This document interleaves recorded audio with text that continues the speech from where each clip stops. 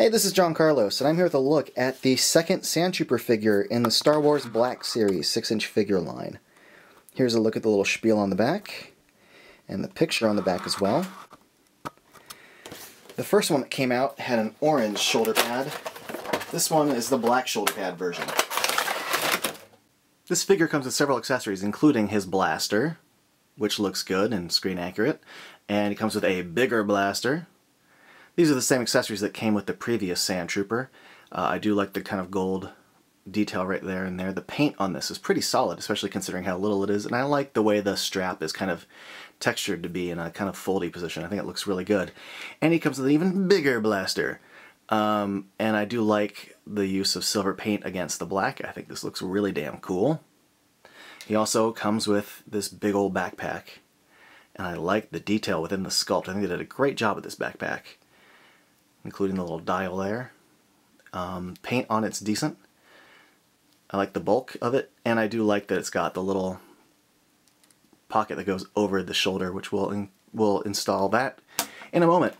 First, we're going to take a look at the actual figure itself, and I like the sculpt a lot. I've always been a fan of the Stormtrooper as a whole, but I think they did a great job with the paint on this. First, just the basics: the blue, the mouth area, the eye area, the black line. All these elements, for the most part, are really well painted, aside from this little slip up right here where the blue sticks out from the black a bit, but that's not that big of a deal. I'm really happy with the way the mouth area turned out. Sometimes you see some where the mouth is like, all the black dots are painted poorly, but all this yak on his helmet looks great. I like the black shoulder pad, but what I really dig is this kind of dirty wash they put all over it. It's very well done. It's not too blotchy in any areas. It gets a little blotchy, but for the most part it reads like dirty sand. This could have come off as something really bad. It could have come off as like poo smears or something, but it does read like the way Sandtroopers get dirty in A New Hope, so I really do like the wash on this quite a bit. Let's go ahead and install the backpack here.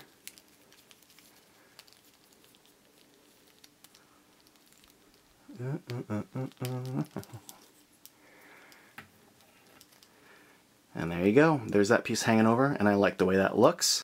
Articulation on this figure for the most part is fine, but the backpack does weigh a lot, so you do have to like distribute his weight a little forward. Otherwise, if you get him to stand straight upright, the backpack will cause him to tip over.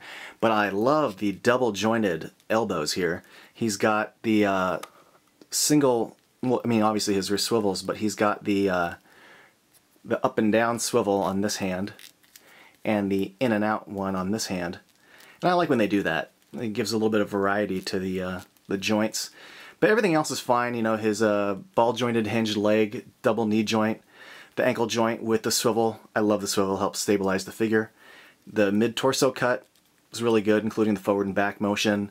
His head's decent. The only thing worth noting is that his shoulder joints are a little stiff, and his bicep joints are a little loose, so I don't want to bend them too hard and potentially break the arm.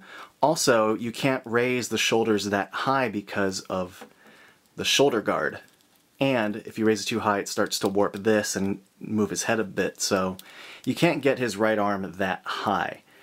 But he does hold all the guns really well. I've tried them all, and he looks good holding all of them, so that's really good. I really like this figure a lot. Duh, I mean I like the previous Sandtrooper figure, so of course I like this figure. But just look at it. It's such a great classic design. I think they did a really good job with this figure. I think it looks great. Now I'm a sucker for any versions of Stormtroopers or Clone Troopers they're going to make.